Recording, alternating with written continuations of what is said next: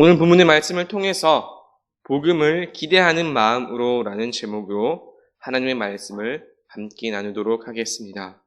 복음을 기대하는 마음으로라는 제목입니다. 우리 주변을 보면 같은 현상이나 상황을 보고도 전혀 다르게 생각하고 행동하는 모습을 종종 볼 때가 있습니다. 가장 대표적인 예가 이 물컵이죠. 물컵에 물이 반 정도 들어 있습니다. 어떤 사람은 이렇게 생각하죠. 물이 반밖에 없네 라고요. 하지만 또 어떤 사람은 물이 반이나 남아있구나 라고 생각합니다. 물이 반 정도 채워져 있는 것은 동일하지만 그것을 바라보는 사람의 생각에 따라서 이것을 인식하는 관점이 완전히 달라집니다. 그리고 이런 현상은 비단 우리 일상생활뿐만 아니라 신앙의 영역, 믿음의 영역에서도 동일하게 나타납니다. 가장 대표적인 것이 바로 오늘 말씀에 나타난 두 부류의 사람들입니다. 예수님의 탄생이라는 동일한 상황임에도 불구하고 이를 대하는 태도는 달라도 너무 달랐지요. 한 부류는 새로운 왕의 탄생을 축하하였지만 또 한 부류는 이를 불편하게 여기고 심지어 악한 계획까지 세웠습니다. 오늘 말씀은 정말 유명한 말씀 가운데 하나입니다. 심지어 교회를 잘 다니지 않는 사람들도 성탄절에 한 번쯤은 들어볼 법한 그런 말씀입니다. 내용은 다 잘 아시겠지만 오늘 말씀을 위해서 아주 간단하게 다시 한 번 더 나누고 더 자세한 본론으로 들어가 보도록 하겠습니다. 동방박사들이 먼 미국 땅에서 찾아와 태어난 유대인들의 왕을 찾습니다. 하지만 정작 예루살렘에 있는 헤롯 왕은 어리둥절하지요. 당황한 이 헤롯 왕은 대제사장과 서기관들을 불러서 성경을 찾아본 이후에야 베들레헴에서 왕이 태어난다라는 이 예언을 알게 되고 이것을 동방박사들에게 알려줍니다. 하지만 이렇게 알려준 헤롯의 속셈은 따로 있었습니다. 이후에 말씀이 나오겠지만 그는 혹시라도 자신의 자리를 위협하는 그 새로운 왕을 제거할 그 심산이었던 것이죠. 한편 헤롯 왕에게 베들레헴으로 가보라는 이 이야기를 들은 동방박사들은 다시 떠오른 그 별과 함께 베들레헴으로 향하게 되고 그곳에서 드디어 아기 예수와 그의 어머니 마리아를 만나게 됩니다. 동방박사들은 예를 갖추어 경배하고 새로운 왕이 되실 이에게 보배압을 열어서 황금과 위향과 몰약을 예물로 드립니다. 이후에 동방박사들은 꿈에 헤롯에게로 돌아가지 말라 하는 그 지시를 듣고 다른 길로 고국으로 돌아가면서 이 말씀은 일단락하게 됩니다. 오늘은 이 예수님의 탄생 이야기 속에 나타난 사람들, 특별히 동방박사들의 모습을 통해서 어떤 사람이 예수님을 진정으로 만날 수 있는지에 대해서 함께 나누어 보고자 합니다. 동방박사들, 이들은 세상 다른 사람들이 경험할 수 없는 너무나 귀한 경험, 예수님을 만날 수 있는 그 영광을 얻었습니다. 그렇다면 하나님께서는 이들의 어떤 점들을 보시고 그와 같은 놀라운 영광을 이 동방박사들에게 허락하셨을까요? 여기에 대해서 오늘 함께 나누어 보기를 원하는데 그 첫 번째는 간절함과 기대감입니다. 동방박사들에게는 예수님을 만나 뵙기를 기대하는 간절한 마음이 있었습니다. 그래서 그들은 예수님을 만나 뵐 수 있었습니다. 동방박사들이 떠났던 그 여정을 한번 생각해 보시기 바랍니다. 오늘날 그 거리로 따져본다 하더라도 적게는 몇백 킬로, 또 많게는 2000킬로 이상의 그렇게 걸리는 그런 거리입니다. 그 먼 거리를 단 한 가지의 마음, 단 하나의 염원, 오직 새롭게 나실 왕을 만나 뵙기를 원한다는 그 마음 하나로만 찾아온 것입니다. 예수님께서 어떤 분인지도 정확히 몰랐지요, 이들은. 그렇게 잘 모르는 상황에서 오직 새로운 왕을 만나겠다는 그 일념하에 그들이 걸어왔던 그 여정을 상상해 본다면 정말이지 보통 일이 아니었을 것입니다. 오늘 말씀 2장 1절에는요. 동방으로부터 박사들이 예루살렘에 이르렀더라 라고 아주 간단하게 줄여서 말씀하지만 그 길고 긴 거리, 그리고 그 여정 가운데 있었을 수많은 사건들과 일들을 한번 상상해 본다면 절대로 쉽지 않은 일이었다는 것을 우리는 알 수 있습니다. 아마 영화나 다큐멘터리로 찍었다면 굉장한 스케일의 이야기였겠지요. 하지만 그 쉽지 않은 길을 걸어올 수 있게 만든 것은 새롭게 태어나실 왕, 예수 그리스도를 만나겠다는 그 간절한 마음, 기대하는 마음이 있었기 때문입니다.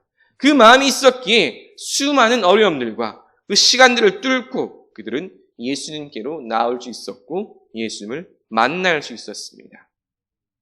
이 부분이 오늘날 그리스도인들이 아주 깊이 생각해 보아야 할 점입니다. 21세기 기독교 그리고 기독교 전파의 가장 큰 문제점이 무엇인지 아십니까? 그것은 너무나 아이러니하게도 복음을 듣기가 너무 쉽다는 것입니다. 어디를 가도 마음만 먹으면 예수 그리스도에 대한 복음을 들을 수가 있습니다. 놀라운 일이지요.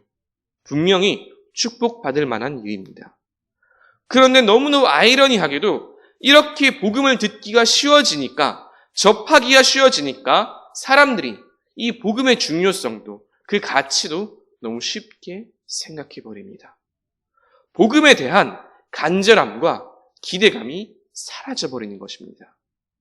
오늘날 한국 사회는 더더욱 그러합니다. 하늘의 하나님께서 이 땅에 인간의 몸으로 오셨다는 이 놀라운 소식, 이 놀라운 복음에도 별다른 감흥이 없습니다. 왜 그렇습니까? 내가 원하면, 내가 마음만 먹으면 언제든지 접할 수 있다고 착각하기 때문입니다. 실제로 복음의 아이러니한 역사는 복음 전파가 더 어려운 곳에서 더 강력하게 역사하지요. 멀게는 로마 시대의 카타콤이나 종교개혁 시대의 박해들, 가깝게는 1800년대 후반에 우리나라에 그 기독교가 전파되는 시기, 수많은 박해가 있었지만 오히려 그 시기에 복음이 더욱더 강력하게 역사하였습니다. 이는 오늘날도 마찬가지입니다. 아프간이나 중동, 또 북한의 기독교인들은 우리보다 더욱더 뜨거운 신앙의 열정을 가지고 있지요. 그야말로 천국에 대한 소망, 그 소망 하나만을 바라보고 목숨을 걸고 신앙생활하기 때문입니다. 그에 반해서 오늘날 대한민국의 현실은 어떻습니까? 너무도 다르지요. 동네마다 교회의 십자가가 세워지는 축복받은 나라이지만 사람들은 이 복음의 가치를 몰라도 너무 모릅니다. 많다고 해서, 접하기 쉽다고 해서, 흔하다고 해서 그것이 가치가 없거나 낮은 것이 아닙니다. 하지만 사람들은 착각합니다. 흔하면, 또 많으면, 쉬우면 막 대해도 된다고 말이죠. 그리고 이것은 우리 그리스도인들에게도 마찬가지입니다. 우리는 복음에 대해, 말씀에 대해 얼마나 간절함이 있습니까? 또 어떤 기대감이 있는지요. 스스로를 그리스도인이라 부르고 예수님을 믿고 따르는 제자라고 말하면서 정작 예배와 말씀에 대한 기대감과 간절함은 점점 사라지고 있는 것이 오늘날의 현실이죠. 당장 알 수 있는 것이 사람들이 예배를 얼마나 쉽게 생각합니까? 일하면서 또 집에서 다른 일 하면서 유튜브 채널을 틀어놓으면 그것은 예배를 드리는 것입니까? 교회는 언제든지 갈 수 있다라고 생각을 하니까 주일에 어떤 일이 생기면 예배의 자리를 너무 쉽게 빠집니다. 주일 성수는 오늘날 이미 그 가치가 땅에 떨어진 지 오래지요. 교회는 성도들 배려하는 마음에 주일 예배를 1부부터 4부까지 만듭니다. 또 수요일 금요 예배도 드리지요. 하지만 정작 마음 한구석에 사람들이 어떤 마음을 가지고 있습니까? 저 많은 예배 중에 하나만 가면 되지 않느냐라고 생각합니다. 그렇게 생각하면서 주일 아침에는 미적거리고 주일 오후에는 다른 곳에 갈 생각으로 혹 들떠있지는 않습니까? 혹시라도 마음 한구석에 이와 같은 마음이 있었다면 오늘 말씀에 나타난 이 동방박사들의 마음, 예수님을 만나길 간절히 원하고 기대하는 그 마음을 회복하시길 주님의 이름으로 축복합니다.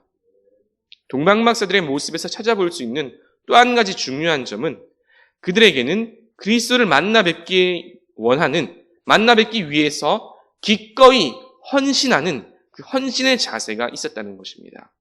동방박사들에게는 기꺼이 헌신하는 헌신의 자세가 있었다는 것입니다. 무엇을 통해 알 수 있습니까? 바로 그들이 준비해온 예물입니다. 아시다시피 동방박사들이 가져온 이 예물들은 아주 귀한 것이며 또 각각이 가진 바 의미하는 것들이 있습니다. 황금은 예수님께서 온 세상의 왕으로 오셔서 다스리심을 상징하시고 또 유향은 예수님의 대제사장적 사역을 의미한다고 합니다. 유향은 고대 제사를 드릴 때 사용한 귀중한 향품이지요. 그리고 마지막 모략은 귀족이나 높은 사람들이 죽었을 때 장사 지낼 때 바르는 그러한 약품입니다. 이는 예수님께서 감당하실 십자가 사역을 의미합니다. 이렇게 각각의 예물들이 상징하는 의미가 참 중요합니다. 하지만 이 시간 함께 나누고자 하는 것은 이와 같은 귀한 예물을 준비하고 또 예수님께 예물을 드린 이 동방박사들의 헌신입니다. 동방박사들이 어떠한 인물들인지에 대해서 여러 가지 추측들과 가설들이 많이 있습니다. 성경이 말하는 동방은 어디이며 이들은 누구이고 심지어 과연 3명이 맞는가 하는 그런 여러 가지 일들이 있지요. 그러나 이 모든 것들에도 불구하고 한 가지 확실한 것은 그들이 멀고 먼 곳에서 올 때에도 이 귀한 것을 함께 준비해서 왔다라는 것입니다. 이들이 부유할지라도 이와 같은 예물들을 준비하고 보관하고 가지고 오는 것은 적지 않은 물질과 더불어 수고와 노력이 필요한 일들이었습니다. 하지만 이들은 이 모든 것들을 기꺼이 감당하였지요. 예수님을 만나기 위해서 자신의 수고와 헌신, 물질을 기꺼이 감당한 것입니다. 이 역시 오늘날의 그리스도인들이 깊이 생각해 보아야 할 점입니다. 오늘날 현대 그리스도인들의 고질적인 문제 가운데 하나는 신앙생활을 쉽고 편하게 하고 싶어 한다라는 점입니다. 신앙생활뿐만이 아니죠. 이는 문명이 발달한 오늘날 이 시대의 문제입니다. 그리스도인들도 이와 같은 시류에 휩쓸려 가고 있는 것이고요. 그러나 이처럼 쉽고 빠르고 편하게 라는 가치를 강조하는 시대에 우리 그리스도인들은 이 가치를 다시 한 번 더 생각해 볼 필요가 있습니다. 과연 정말로 쉽고 빠르고 편한 것들이 좋은 것인가? 아마 이와 같은 문제에 대해서 고민해 보신 적이 있다면 그 답이 아니다라는 것을 아실 것입니다. 쉽고 편한 것은 그야말로 참 편리하고 좋아 보이지만 그로 인해서 보다 근원적이며 보다 중요한 핵심적인 그러한 가치들을 놓칠 때가 참 많이 있습니다. 오늘날 화상통화 기술이 많이 발달해 있지요. 특히나 요즘과 같이 코로나로 인해서 모임이 힘들어진 시기에는 이와 같은 기술이 있어서 얼마나 다행인지 모릅니다. 하지만 곰곰이 한번 생각해 보면 그럼에도 불구하고 이와 같은 화상통화 기술이 대체하지 못하는 무언가가 여전히 남아있다라는 것입니다. 화상, 영상 기술이 그렇게 발달했음에도 불구하고 사람들은 여전히 학교에 가지요. 학원에 갑니다. 실제로 만나고 대면합니다. 왜 그럴까요? 영상으로만 수업 듣는 것에 한계가 있다는 것을 누구나 다 알고 느끼기 때문입니다. 영상이 대체할 수 없는 무언가가 실제로 만날 때 나타나는 무언가가 있다는 것을 사람들은 이미 다 알고 느끼고 있다는 거죠. 교회 예배도 마찬가지입니다. 유튜브와 줌 정말로 좋습니다. 편리합니다. 유용합니다. 오늘날 필요합니다. 그러나 아무리 좋은 기술이라 할지라도 그것이 실제 예배의 감동과 생생함은 절대로 대체할 수가 없습니다. SNS도 마찬가지입니다. 교회의 경우를 한번 생각해 보겠습니다. 제가 3가지 예를 한번 드릴게요. 여러분들은 몇 번이 더 은혜가 되고 감동이 되는지를 한번 생각해 보시기 바랍니다. 예를 들어서 어떤 성도분이 오랫동안 교회에 못 나오시고 또 예를 들어 가정적인 어려움에 처해 있다고 한번 해봅시다. 그분을 신방할 필요가 이제 생겼는데요. 세 가지 방법이 있습니다. 첫 번째, 카톡으로 위로의 메시지를 보낸다. 두 번째, 전화로 신방을 한다. 세 번째, 예배를 준비해서 직접 신방을 한다. 세 개의 보기 가운데 여러분들이라면 몇 번이 더 은혜로울 것 같습니까? 3번, 실제로 예배를 준비해서 신방을 가는 거죠. 물론 1번 카톡과 2번 전화 신방도 우리가 처한 상황과 형편에 따라서 정말 좋은 방법이 되고 필요하기도 합니다. 그러나 이 역시도 실제 신방의 그 감사함과 예배의 기쁨과는 비교할 수가 없지요.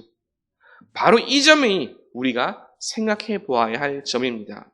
앞서 나누었던 것들처럼 수업을 준비하고 현장 예배를 준비하고 신방을 준비하는 데에는 다른 어떤 특정 매체들을 이용하는 것보다 훨씬 더 많은 시간과 수고를 필요로 합니다. 그런데 삶의 많은 일들이 이와 같지요. 수고와 시간을 들이고 헌신과 노력을 할 때에 더욱 빛을 발합니다. 그냥 편하게 영상으로만 하고 카톡으로만 하고 편하게 쉽게 가면 정말 말 그대로 편하겠지만 실제 삶에서 나타나는 현상들은 모든 것들이 좋게만은 나타나지가 않지요. 시간을 들이고 수고와 노력, 헌신을 할 때 놀라운 기적의 역사들이 나타나고 빛을 발합니다.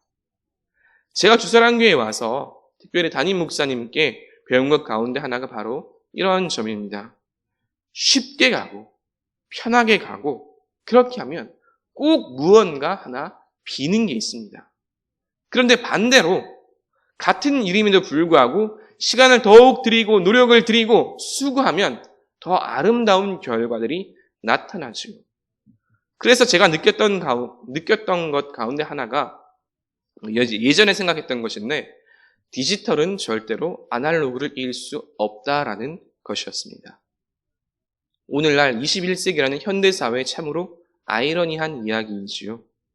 그런데 이와 같은 고생스러운 이 수고를 했던 사람들이 바로 동방박사들이었습니다. 먼 길을 왔고 오는데도 빈손으로 오지 않고 시간과 수고와 물질과 노력을 들였습니다. 그리고 마침내 그들은 이 세상의 새로운 통치자, 진정한 왕이신 예수 그리스도를 뵐 수가 있었습니다. 이와 같은 동방박사들의 간절함과 또 그들의 헌신을 더욱 빛나게 해준 가장 중요한 또 한 가지 가치가 있습니다. 오늘 말씀의 세 번째 핵심인데요. 그것은 바로 순종입니다. 동방박사들은 이후에 천사가 꿈에 나타나서 왔던 길이 아닌 다른 길로 돌아가라는 그 이야기를 듣습니다. 그리고 동방박사들은 그 꿈의 의미를 알고 다른 길로 돌아가지요. 성경과 역사에 기록되어 있지 않지만 또 다른 가설을 한번 생각해 보도록 하겠습니다. 만약에 동방박사들이 천사의 말을 듣지 않고 순종하지 않고 헤롯에게로 돌아갔다면 어떻게 되었을까요? 아마 동방박사들은 헤롯에게 정말로 융숭한 그런 대접을 받았을 것입니다. 어쩌면 먼 이스라엘 이 예루살렘을 오는 동안 드렸던 또 사용했던 그 모든 비용들을 다 회수할 만큼 선물을 받았을지도 모를 일입니다. 그러나 만약에 그들이 진짜로 그렇게 했다면 그들은 오늘 말씀에 기록된 것과 같은 영광은 절대로 얻지 못했을 것입니다. 그들이 먼 길을 온 이유와 그 의미도 사라졌겠지요.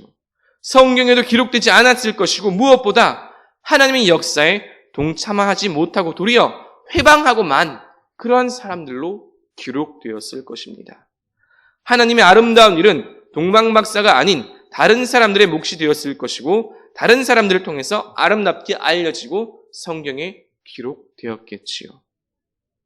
하지만 다행히도 성경에는 이렇게 동방박사들의 이야기가 아름답게 나타나 있습니다. 이 모든 것을 가능하게 하고 더욱 빛나게 한 것이 무엇입니까? 바로 순종입니다. 하나님께서 천사를 통해 말씀하신 그 말씀에 동방박사들이 순종하였기에 이 모든 것들이 최종적으로 아름답게 마무리될 수 있었고 또 아름답게 성경에 기록될 수 있었습니다. 성경에는 이와 같은 말씀들이 참 많이 있습니다. 그동안 하나님의 인도하심으로 정말 많은 것들을 잘 감당해오고 잘 해내었는데 마지막에 순종하지 않아서 그동안의 일들이 빛이 바래고 참 난감해지고 애매해지는 그런 상황들도 성경에 기록되어 있습니다. 모세도 그렇지요. 모세. 그 누구보다 위대한 이스라엘의 선지자였습니다. 하지만 그는 이스라엘 백성들이 원망할 때 바로 그 순간을 참지 못했기에 그는 가나안 땅에 들어가지 못했습니다. 솔로몬은 어떻습니까? 지혜의 왕이라 불리지요. 세상의 모든 부귀 영화를 다 가졌던 왕이었습니다. 하지만 그는 말년에 하나님께 불순종하고 이방의 많은 우상들을 예루살렘에 들여다 놓았습니다. 그 결과 그로 인해 하나님께서는 이스라엘을 둘로 찢어 놓으셨지요. 동방박사와 성경의 말씀을 통해 우리가 꼭 기억해야 할 한 가지 가치는 우리의 사역과 이 일들을 마지막까지 잘 마무리하고 더욱 가치 있게 해주는, 더욱 빛나게 해주는 그런 미덕이 있다면 그것은 바로 순종이라는 것입니다. 끝까지 순종할 때에 하나님께서 맡기신 사역들을 아름답게 마무리할 수 있음을 꼭 기억하시기 바랍니다. 이제 말씀을 정리합니다. 오늘 말씀은 예수님께서 탄생하신 이야기입니다. 이 이야기 가운데 등장하는 동방박사들의 삶의 태도를 통해 오늘날 그리스도인으로서 어떻게 살아야 하는지를 함께 나누었습니다. 성경에 참으로 아름다운 이야기들이 많이 있지만 동방박사들은 예수님의 탄생 기사에 기록되며 아름다운 모습을 보여주었습니다. 하나님께서는 그들의 어떤 점들을 귀히 보시고 이와 같은 은혜와 영광을 허락하셨을까요? 그들에게는 먼저 새롭게 탄생하실 왕 예수 그리스도를 향한 간절한 기대와 소망이 있었습니다. 그 마음을 품고 저 먼 동방에서부터 예루살렘 그리고 베들레헴까지 찾아온 것입니다. 쉽지 않은 길, 참으로 많은 사건과 어려움이 그 길 가운데 있었겠지만 그들은 예수님을 보기 위해서 간절한 마음을 가지고 찾아왔습니다. 이는 오늘도 마찬가지입니다.